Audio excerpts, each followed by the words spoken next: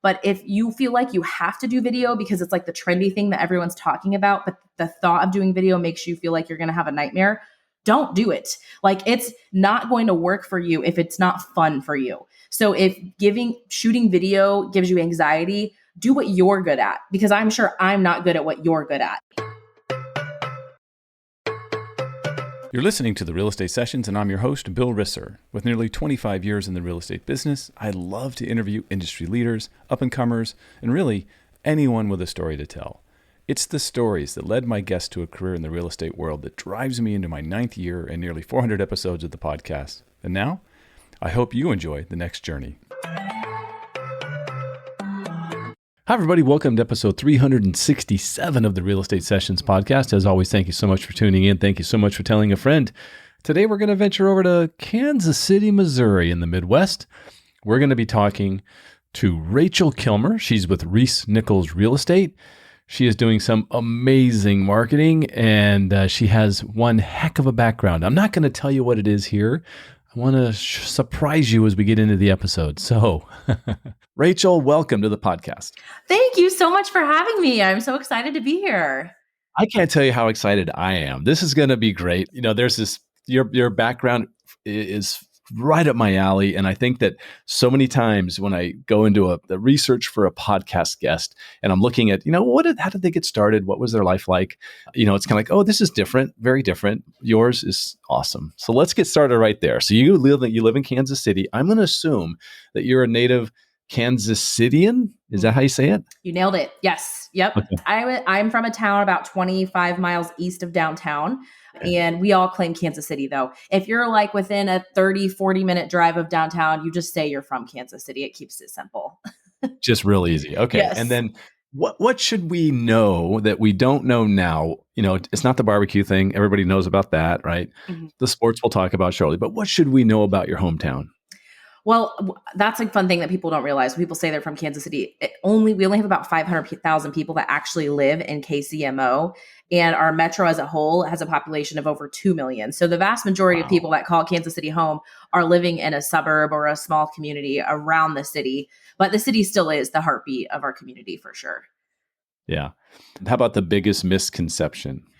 I think it is the big boo-boo mistake that celebrities make, or performers when they come and apparently they aren't coached up right, and they get on stage and they go, "What's up, Kansas?" And then they get booed before they even start their show because they don't know which side of the state line they're on.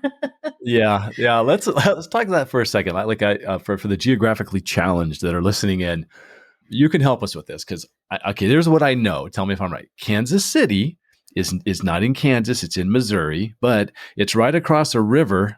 I don't know the name of the river. Missouri River? Mm-hmm, I'll just guess. Okay, good. It's right across the Missouri River from Kansas. Mm-hmm. Yet, this blew me away. I was doing a little bit of digging, but you're actually closer to the Jayhawks than you are to the Tigers. You're closer to KU than MU where you live. Is that right?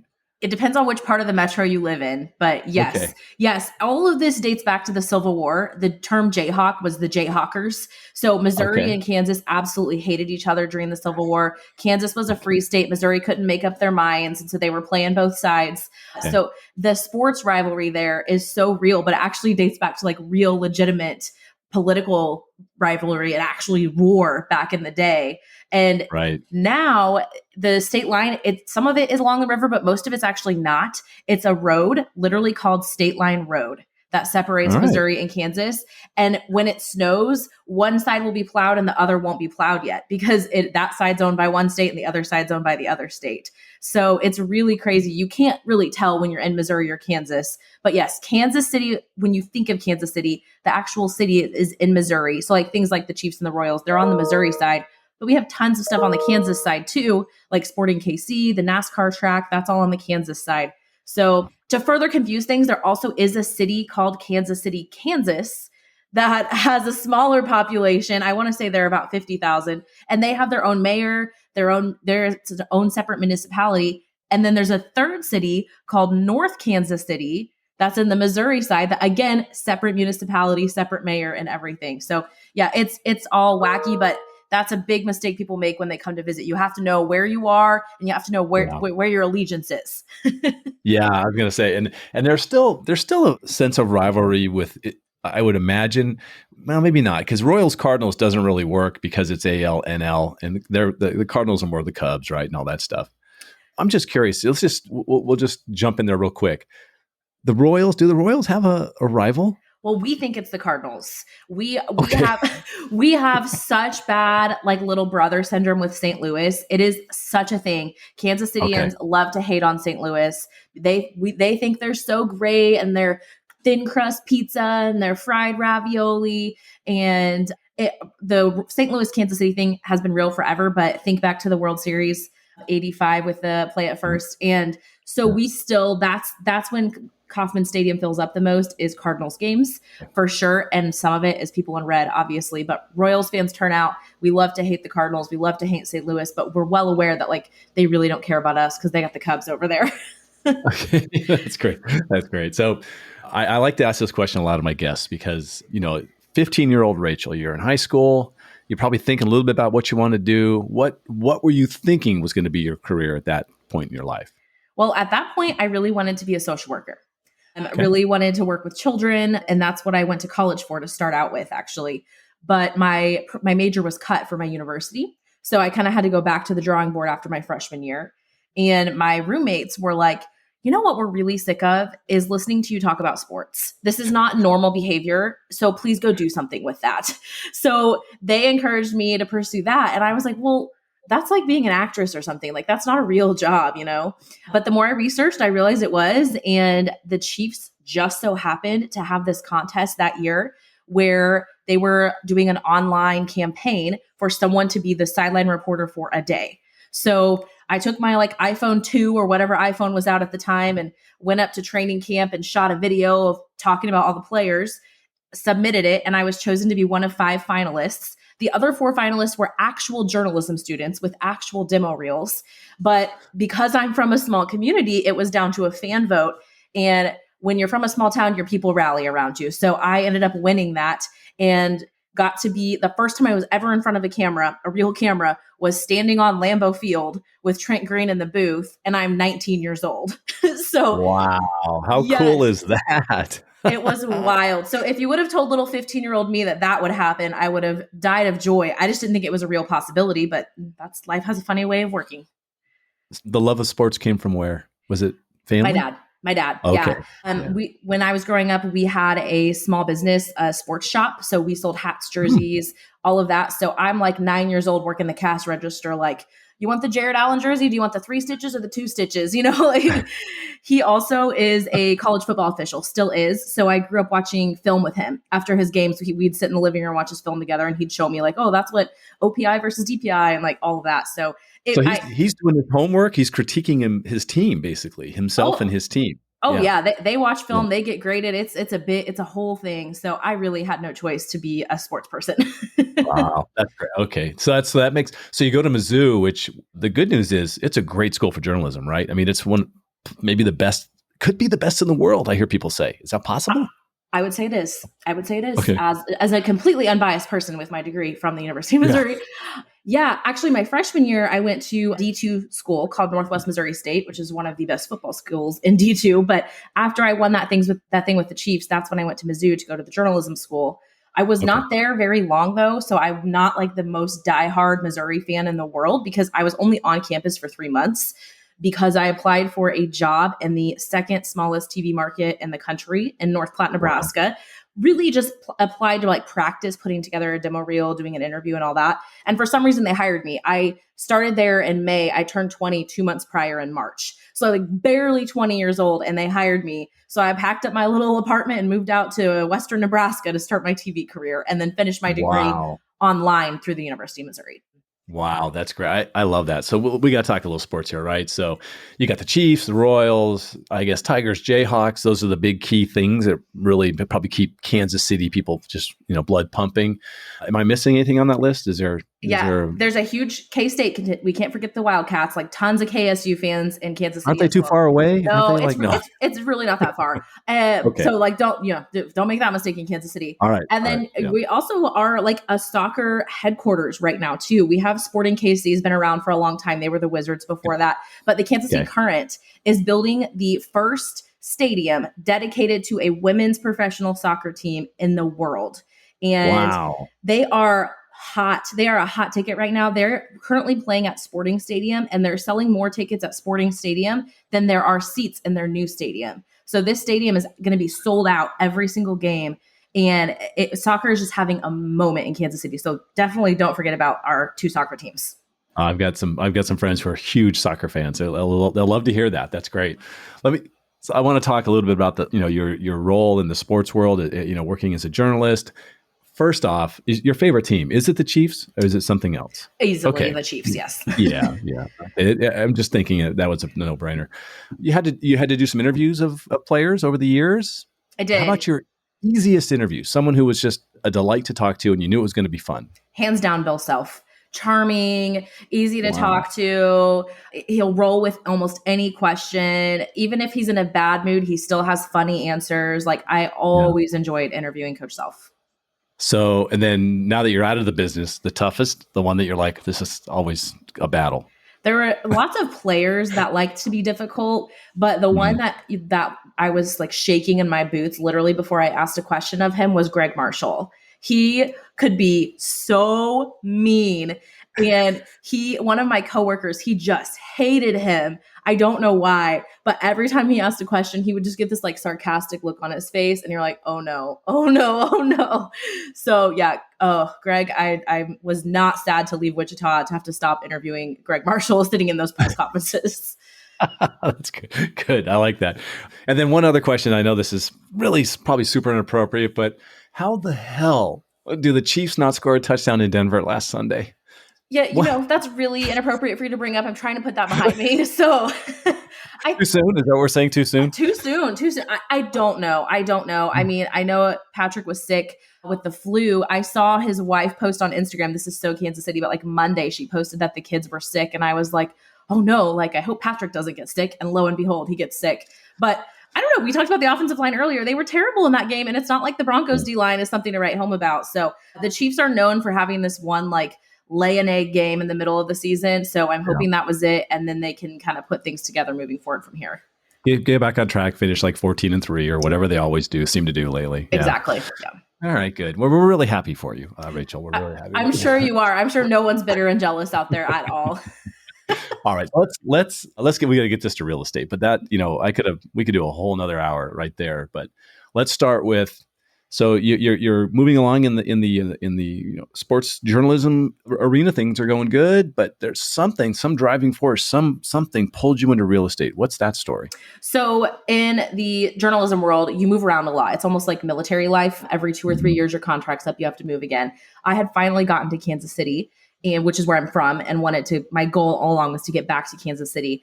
And then the TV station that I was at was a sports specific channel, basically shut down. So I knew that I was going to be laid off. I just was a matter of not if, but when. And that whole time I had decided if I can't find another TV job in Kansas City, then I'm going to switch industries because I don't want to leave home again. So at that point, I ended up working an inside sales job at a local senior living community and realized that I love sales. What I didn't love was going and sitting in an office every day. So I acted in 2020, in March of 2020, when the world fell apart, I had my first child. And I was like, I don't want to be driving and sitting in an office all day when I'm doing sales, which is primarily phone calls, emails, stuff that I can do from anywhere. So I decided to quit this job that I truly loved that job. Like if there was more flexibility, I probably wouldn't have left, but quit a really steady, stable, good, solid job that I could have worked forever to jump into real estate, knowing that there's an 80% chance of failure in my first 5 years with a newborn baby at home in the middle of a pandemic. So maybe not my smartest choice ever, but it's worked out so far. Yeah, look, I think it's, first of all, the fact that you knew all that, I think going in, right? You did some research, it sounds like, and you knew that it's really tough to get it rolling. But once you do, and once you've found your kind of the flow, I guess we'll use that phrase. It's popular. You're doing some great stuff. So I want to ask about So like 3 short years, you started in 2020, it's 2023. So maybe 3.5 years. You've really had some great success. What helps you get started? Was there a mentor? Was it who you started with as far as a company? Was it just your energy? What do you think? All of the above. Definitely my mentors. I joined a team of 2 ladies that have been selling real estate for a combined probably 60 years. And they really had never taken a new person on their team other than their own children when their own children decided to try real estate. And so they welcomed me in with open arms and just like opened up their brains and let me just dig in and take all of their knowledge from them. So that cut down my learning curve so much. And my brokerage is really great. They offer a ton of training. So I just like took every training class I could. And then I also had a little boost from social media. So that was huge for me getting started as well. Yeah. So you had followers already from the sports side of things. And so it was really easy to kind of just tailor the content. Is that kind of what you did a little bit? A little bit. I did have some followers on Instagram and my Facebook business page. Like I have the old blue check mark from my sports reporter days. It's gone now because I've changed my name. But where I really found my home was TikTok. And I had been avoiding TikTok because I felt like I was too old for it. I'm 30 now, so I'm like late 20s. But it sounds crazy, but I thought that's just for teenagers, But man, Kansas Cityans love to consume Kansas City content. So as soon as I started creating videos about Kansas City, I found my community right away. And those are the people that I work with day in and day out to this day. Are you also finding people that have to relocate to Kansas City finding your stuff? Is that part of it as well? Yes, yeah. Absolutely. Mm-hmm. Yeah. I've watched a lot of your stuff. It's really good. I mean, and once again, I think, it's that having that ability to just be carefree in front of a camera, right? Which most people just freeze up and turn into zombies. Like you can see they're reading something. And I'd like to get your take on this. For every one of those great TikTok videos I see, how many takes did you take? I always like to ask that. Are you kind of a one-shot Willie? You just get it? Or is it, I'll do that over a couple more times before I'm happy? Well, if I'm like talking to the camera, it's usually just one take for the most part, just because that's natural to me. It's what I did for a living for 6 years. So that's easy for me. The ones that require a lot of takes are the ones that are like the TikTok trends that require like dance moves or transitions or like mouthing words. Those are like skills that I just don't naturally have. So those ones require more takes and are really embarrassing if someone catches me trying to make them. Which happens, right? Because you're out in your stuff's out in the street everywhere, right? Or in a business and all that great stuff. Yeah. So because you've moved to a different level in the world of real estate when it comes to video. It's fantastic stuff. Do you have advice agents must come to you, or somebody says, I'm sure your brokerage, ReeceNichols, probably says, hey, could you talk to the team about making videos? Yeah. I've talked to my brokerage. I've spoken at a couple of other brokerages. Had done some social media panels. I get asked a lot. So what I actually just did, breaking news, this just came out. I made an e-course just giving like all of my tips. It's like literally what there's a downloadable with like step-by-step what I do every single day on every single platform, how to create videos, all that good stuff. That's up on my website, rachtherealtorkc.com. But my biggest piece of advice is, if you want to do video, do it. Go learn. Take the e-course, go to free classes, whatever you want to do. But if you feel like you have to do video because it's like the trendy thing that everyone's talking about, but the thought of doing video makes you feel like you're going to have a nightmare, don't do it. Like it's not going to work for you if it's not fun for you. So if shooting video gives you anxiety, do what you're good at, because I'm sure I'm not good at what you're good at. It's just like, people that force video because they feel like they have to, I feel like they're doing themselves a disservice by like trying to make it happen when it just is making them miserable. Yeah. And it's noticeable on the content that's created, right? I think that's the biggest thing. You see someone who just doesn't, it's a skill. I imagine to an extent you can learn it. You could get there if you really decided, I want this to work. I'll get better. That could happen. But boy, if you're never going to embrace it, stay away. I just think the return on investment of your time, if it's not coming naturally to you, is going to be difficult. And there's things that you are already good at. Like for me, I hate networking events. Like I hate mingling through a room. It's just, I can do it, but it leaves me exhausted after. But there's some people that just thrive in those settings. So it's like, you do that to build your business. I'm not going to do it because it won't look natural or feel natural, but for you it does. Or whatever it is that you're good at that I'm not. So I think it's just really important that like your business is a reflection of you as a person, and focusing on marketing things that feel really natural to you. Yeah, that's great. We'll make sure we put the link to your website in the show notes, right? So people can get access to that e-course. That's great. I love the fact that you're sharing those tips because I think it's just, it's been the year of video in real estate since like 2010.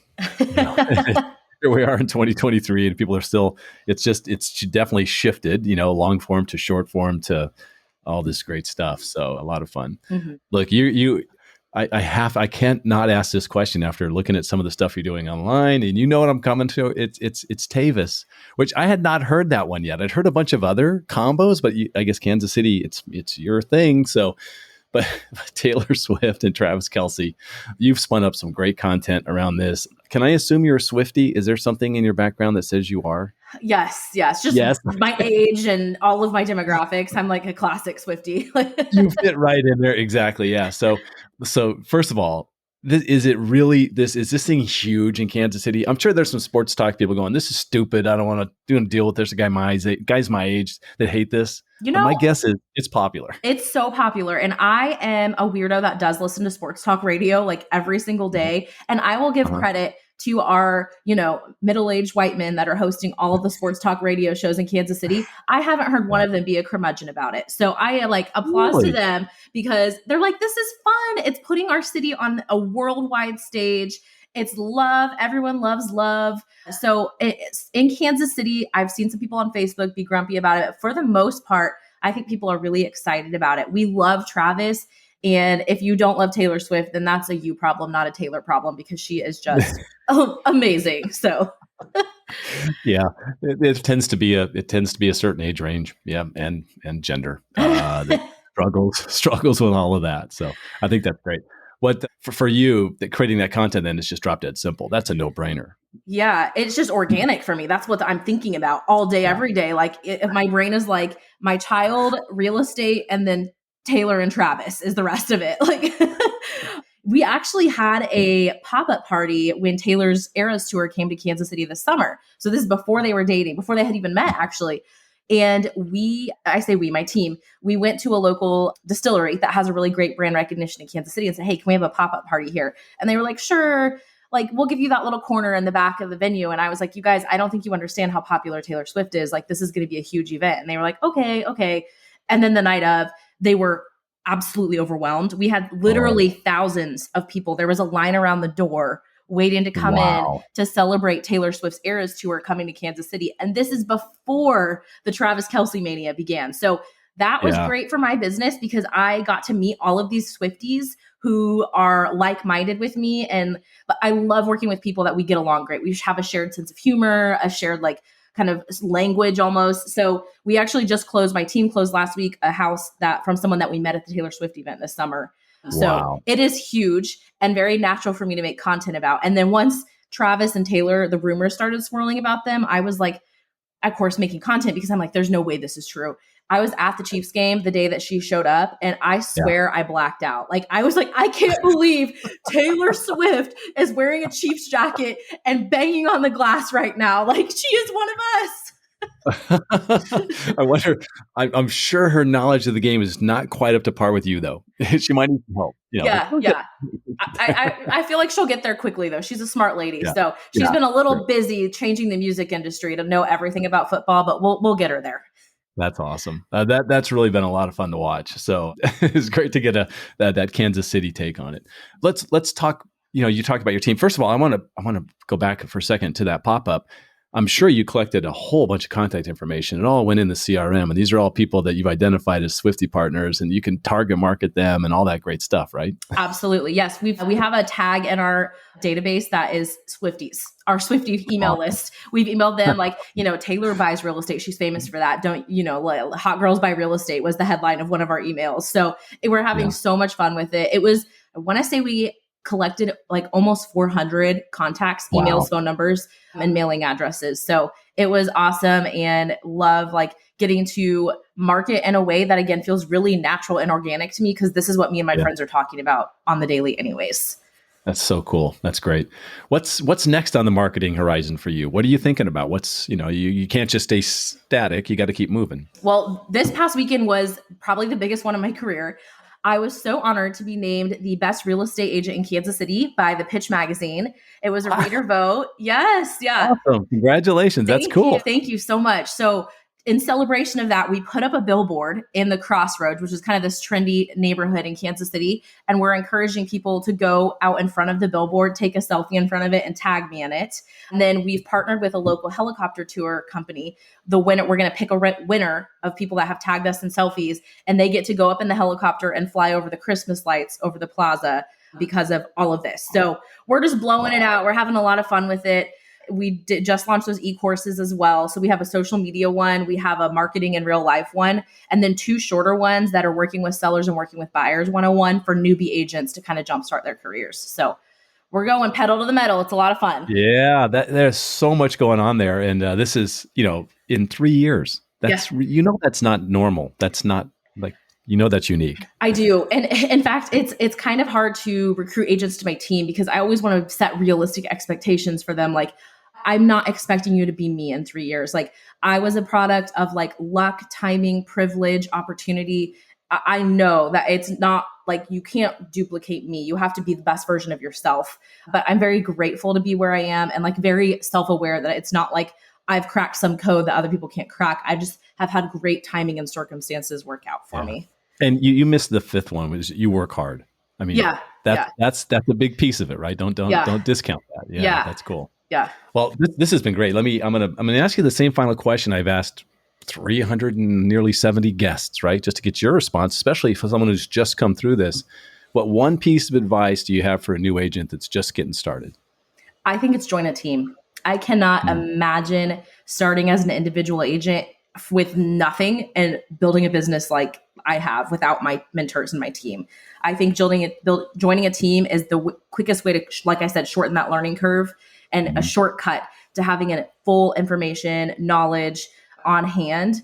And I think in my opinion, I'm biased because I'm on a small team and one of the leaders of a small team now. I think a smaller team is the best because you want to be in a circumstance where you have one-on-one mentorship. You have someone you can pick up and call anytime about any question, and that is invested in your success. So I think joining a team is the best thing I ever did for my career. And I would encourage every new agent to at least consider it. And even if you only do it for a year or two, just to get started, it's really, really critical in getting off to success at a faster rate.